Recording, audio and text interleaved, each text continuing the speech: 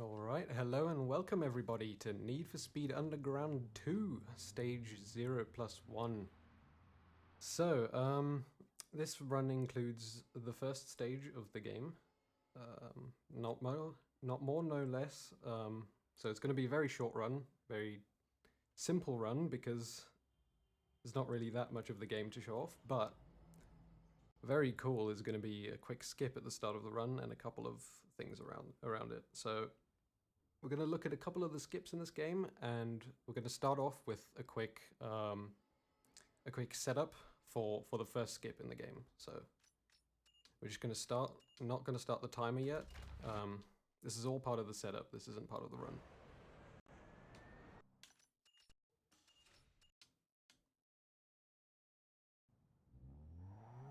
So when you start the game, you're basically supposed to drive to the car lot, and you're supposed to get a car lot at the car. Now you can do some like races between when you start and when you go to the car lot. These races I'm not going to be doing obviously because they're all optional and they're just for money, so it's kind of pointless in this run. But what we can do is, when we actually start the run, we can skip to the car lot from a place that's actually closer to the starting location by, before the run, going to the car lot and then immediately exiting the run. So I'll show you real quick how that works.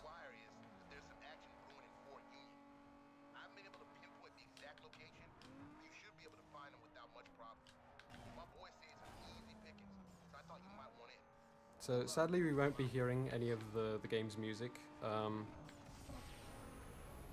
because it's all copyrighted, so not gonna happen on this stream, unfortunately. Oh, hey, I forgot. And we're just gonna buy the stock Peugeot 206,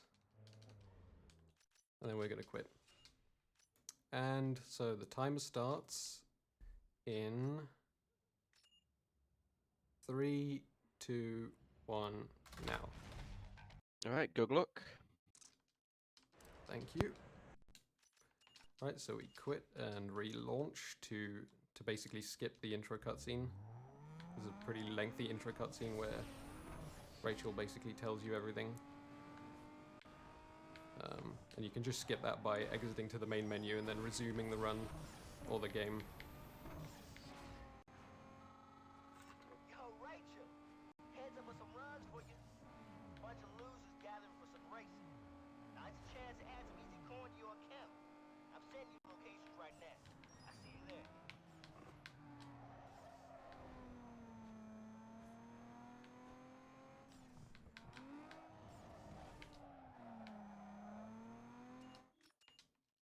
And that skips us to the car lot, and there we go. Now we can buy our car and begin the main part. Hey, Rachel, what up, girl? So now we actually have to drive back to the garage that we were just at, because that's part of the game. The exact location, you should be able to find them without. And then after that, we begin with all the races in the first stage. Good luck. I'm out. So what's cool about this run is that there's very few races that you actually do, but all of them are a different category, because the first stage basically comprises of just one race in each different race category that exists in the game. So it basically gives you like a taster of what's to come in the main game.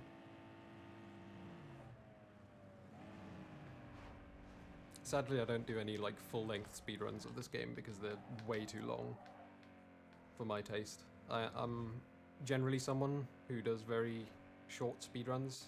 One exception being Simpsons Hit and Run, of course. I do ASM, which is a fairly long category by my standards.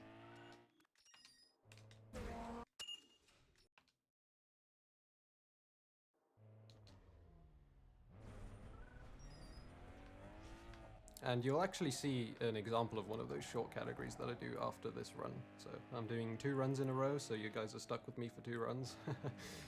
And yeah, I'll be showing off a pretty cool game next run.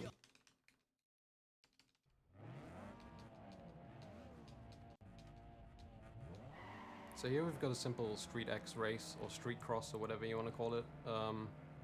The AI on this one can be pretty funky sometimes. Luckily they didn't do anything weird at the start. Since the AI are like mostly random in this game, you can kind of not really predict what they're gonna do. I've had one moment at the start where, in one of my runs, during practice earlier actually, where the AI at the beginning of the race just kind of turned to the right and completely blocked my way. It was really annoying. But luckily they're not too bad in this case.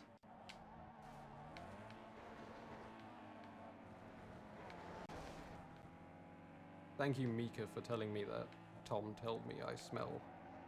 I appreciate the comment. It's a very useful insight. Alright, that's the first race done already. Hey man, nice race back there. But you know what they say, winning ain't everything. Total annihilation is what you're going for. The bigger the gap between you and your opponent, the more rep you get. So this category is actually kind of egregious for what kind of game this is, because you don't actually do any tuning. The car stays entirely stock throughout this entire category.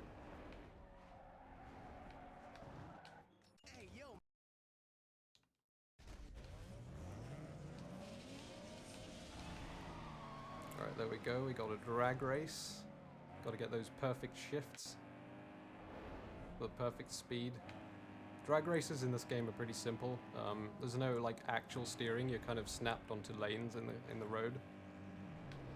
And if you press left or right, you kind of just switch lanes. You can't actually steer.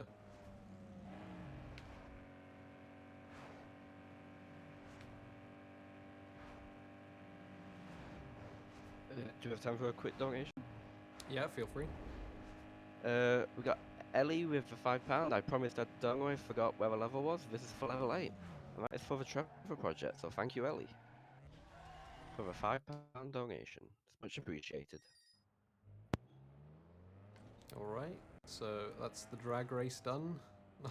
Again, pretty short race. I mean, the drag races are usually quite short, they're just like straight line speed. It's not that much to them. Here comes our first sprint race though, so this is going to be a little bit longer. This isn't quite the longest race in the category, I think, but it is one of the longer ones.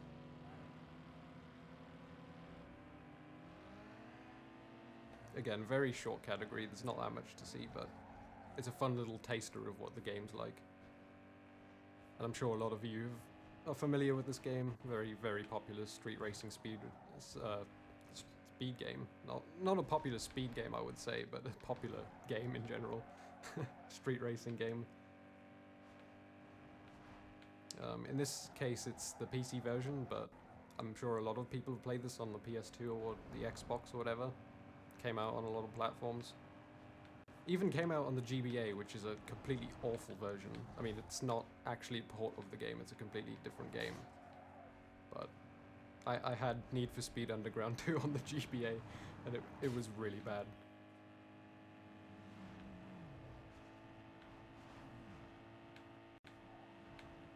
In fact, I think I still have that cartridge somewhere. I've heard a lot of people say this is the best Need for Speed game. Would you agree with that comment? Or Yeah, I would definitely agree with that.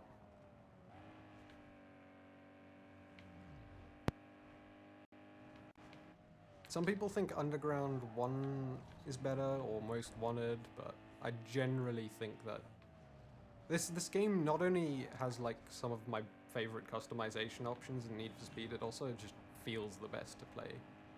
It's got a very, very like strong handling system. I don't know how to describe it exactly, but it beats out modern Need for Speed games, I'd say. In terms of the way that it feels to play. In fact, I would say this game probably feels more realistic than Forza Horizon's physics, which is something interesting to say.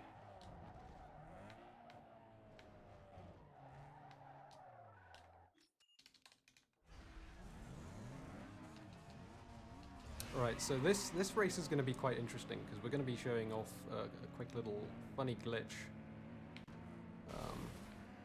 And the AI just did something very interesting there. Right, this car is going to be annoying for this. There we go. And now we are out of bounds. So you can essentially reset your car in that spot, and it puts you up on this highway here, which isn't actually part of the track. And now we're basically going to do good old NASCAR style oval racing until the end.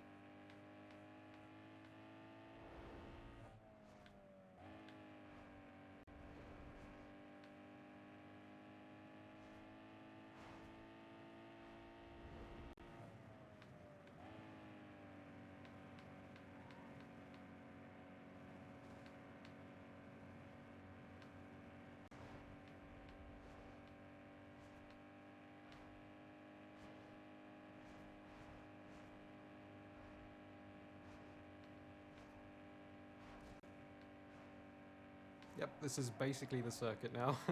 This is all it is, it's just a big, weirdly shaped oval.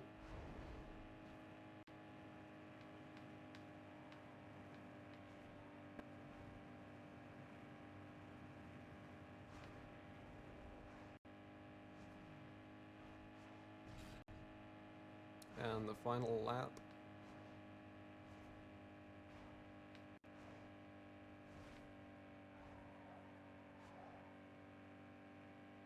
Now, one thing that's interesting in this game is that actually hitting walls isn't that slow. A lot of racing games tend to slow you down when you hit walls by quite a lot. This game doesn't punish you that much for it. There's some cases in like top level speedruns where they just hit walls all the time because it's actually faster to bounce off of some walls rather than like taking the corner normally, but you kind of got to hit it at the right angle in order for it to be faster and not actually lose like the slight amount of time. And that's the second final race, and the final one's, well, not really much of a race, it's a drift competition. So we're going to be coming up to that. And after the end of that is time, pretty much. Not much else to say there.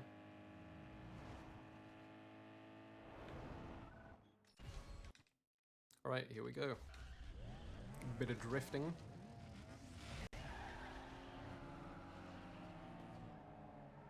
Drifting in a front-wheel drive Peugeot against a bunch of 8.6s. You don't actually have to try too hard for this one because it's easy AI anyway. It's not really much to beat. You kind of just take the course almost normally and it gives you enough points.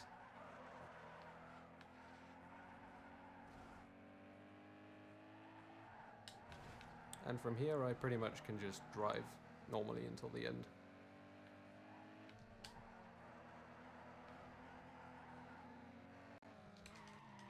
And time. And that's the end of the run. That's Need for Speed Underground 2, Stage 0+1. And yeah, saw a bit of the game there. It was an interesting run. I actually wonder if that's... I think that might be a PB. Yeah, I'm gonna have to retime that after the stream because I think that's a PB. By like a couple of seconds, but yeah. Hey, did you hear? The tunnel to Beacon Hill just got cleared. And You should scope it out. Talk to you yeah, later. so I'll be seeing you next run with Road Trip Adventure in a bit. Alright, with that case, we're going to take a quick intermission while he prepares for that run, so we'll be right back with Road Trip Adventure with CaveL1ghter.